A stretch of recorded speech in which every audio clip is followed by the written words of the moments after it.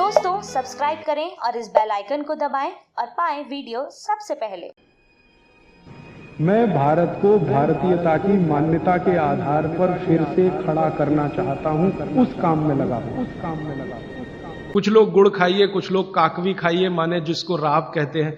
जितना जाड़े का समय है ना, नवंबर दिसंबर जनवरी फरवरी तक राब भरपूर खा सकते हैं। दही में राब खाइए, दूध में राब खाइए, हलवा राब का बनाइए, गुड़ का हलवा बनाइए, गुड़ दही में खाइए, गुड़ दूध में खाइए। अब गुड़ को दूध और दही में खाने का नियम है, वो भागवत जी कहते हैं। वो कहते हैं जी दही में मिला के गुड़ खाया जाए, दही में मिला के गुड़ खाइए, दूध में गुड़ कभी मत मिलाइए, दूध में गुड़ कभी मत मिलाइए, दही में मिला के खाइए। तो दूध में कैसे खाएंगे जी? दूध में ऐसे खाएंगे कि पहले गुड़ खा लीजिए, पीछे से दूध पी लीजिए, या दूध पी लिया पीछे से थोड़ा गुड़ खा लीजिए। दूध में गुड़ मिला नहीं सकते, और दही में कभी भी बिना मिलाए मत खाइए। आप में से कोई बिहार वाले हैं ना, तो वहां पर एक बहुत बढ़िया व्यंजन मिलता है, उसका नाम है दही चूड़ा। दही चूड़ा ही कहते हैं, चूड़ा। ये मिथिला में मैंने खाया और ऐसा अद्भुत है जो दुनिया में शायद कहीं ना हो। मिथिला में, मिथिला माने एक एरिया है बिहार का, करीब 8-10 जिले उसमें आते हैं। उन जिलों में जब भी आप जाएं तो मेहमान को वही परोस के लाते हैं। तो मैं भी मेहमान जैसा ही रहता हूं, तो मुझे हर घर में दही चूड़ा मिलता है। तो वो दही डाल के लाते हैं, ऊपर से गुड़ डाल के लाते हैं, दही के ऊपर गुड़ रहेगा। तो मैंने कई बार कहा कि अलग प्लेट में गुड़ ले आओ, तो वो कहते नहीं नहीं, आपको फिर खाना नहीं आता दही चूड़ा। तो पहले मुझे सच में नहीं मालूम था। अब जब ये मुझे पता चला बागभट्ट चिकित्सा का, तब मेरी अकल में आया कि वो सब बागभट्ट के चेले हैं, दही में गुड़ मिला के पहले से ही चिवड़ा पे रख के लाते। तो दही में गुड़ मिला के ही खाइए। अगर आप दही खा रहे हैं तो गुड़ मिला के ही खाइए, तो दही के कई दोष जो आपके लिए अनुकूल नहीं है वो भी खत्म हो जाते हैं। और दूध में गुड़ कभी भी मत मिलाइए। एक जगह तो वो ये कहते हैं कि दूध खाली पी लीजिए, गुड़ आगे पीछे खा लीजिए, वो ज्यादा बेहतर है। तो गुड़ खाइए, मेरा कहने का मतलब ये है। अब गुड़ के कितने प्रिपरेशन है हमारे घर में? गुड़ का तिल का प्रिपरेशन एक है, तिल पट्टी कहते हैं, गजक। गजक तो भरपूर गजक खाइए। क्यों खाइए जी? तिल है और गुड़ है। गुड़ में जो केमिकल है ऑर्गेनिक, तिल में लगभग वही सब है जो गुड़ में है। तिल भी क्षारीय है, गुड़ भी क्षारीय है, और दोनों क्षारीय चीजें खाएंगे तो पेट के अम्ल को बैलेंस करती रहेंगी। तो तिल गुड़ रोज खाइए, माने तिल की पट्टी बनाइए, गजक बनाइए, नहीं तो तिल का लड्डू बनाइए, गुड़ के साथ बनाइए।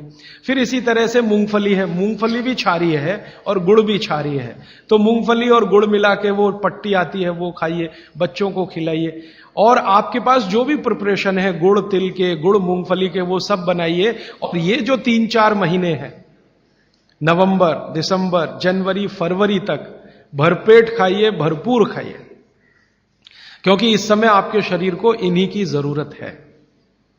तो कफ जिंदगी से बहुत दूर रहेगा। तिल खा रहे हैं, गुड़ खा रहे हैं, मूंगफली खा रहे हैं, कफ बढ़ने की बिल्कुल संभावना नहीं। तो जिंदगी में कफ के रोग आने की संभावना नहीं। अब जानते कफ का सबसे खराब रोग क्या है? मोटापा। मोटापा कम करना है तो भरपेट गुड़ खाइए, भरपेट तिल खाइए, भरपेट मूंगफली खाइए, मोटापा भी कम हो जाएगा। हाँ, आपको डर है ना, तिल खाएंगे जी उसमें से तेल है। तेल तो है तिल में, लेकिन वो HDL वाला, LDL वाला नहीं है, VLDL। ये मोटापा जो है ना, वो VLDL और LDL का चक्कर है। HDL जैसे ही बढ़ेगा, मोटापा अपने आप कम होगा, पेट अंदर ही जाएगा। आप में से कोई भी मेरे कहने पर 3 महीने एक एक्सपेरिमेंट कर लीजिए। तिल चबा चबा के खाइए, खाने के बाद 3 महीने के बाद वजन नापेंगे, 8-10 किलो कम मिलेगा, कम से कम इतना कम मिलेगा। खाना खाया, खाने के बाद आप सौंफ खाते हैं ना, सौंफ की जगह तिल खाइए। और काला खाया तो और ज्यादा वजन कम मिलेगा। काला तिल एक है, सफेद। काले की गुणवत्ता सफेद से भी ज्यादा है। लेकिन ये इन्हीं 4 महीनों में। गर्मी में अगर आपने यही तिल खाया तो प्रॉब्लम आएगी। भागवत जी कहते हैं कि तिल खाने का सबसे अच्छा समय वही है जो आज चल रहा है, ये फरवरी तक चलेगा। तो फरवरी तक, और कभी बहुत ज्यादा लिबरल हों तो होली के दिन तक वो कहते हैं तिल खाने का समय है, होली होते ही तिल कम करिए या खत्म करिए। फिर कुछ और चीज आएगी, वो क्या आएगी वो मैं बता दूं, लेकिन आप ये करके देख लीजिए। 4 चीजों को ज्यादा उपयोग आप करेंगे, वजन आपका कम होता जाएगा, पेट का अम्ल कम होता जाएगा, घुटनों के अंदर का जो कई बार कहते हैं ना डॉक्टर यूरिक एसिड जमा हो गया जी, यूरिक एसिड क्या है? अम्ल ही तो है। तो ये यूरिक एसिड आपको कम करना है, तो गांठ के सब जो माने जोड़ों के दर्द आपको कम करने हैं, तो इनके लिए ये सब चिकित्सा बताई है।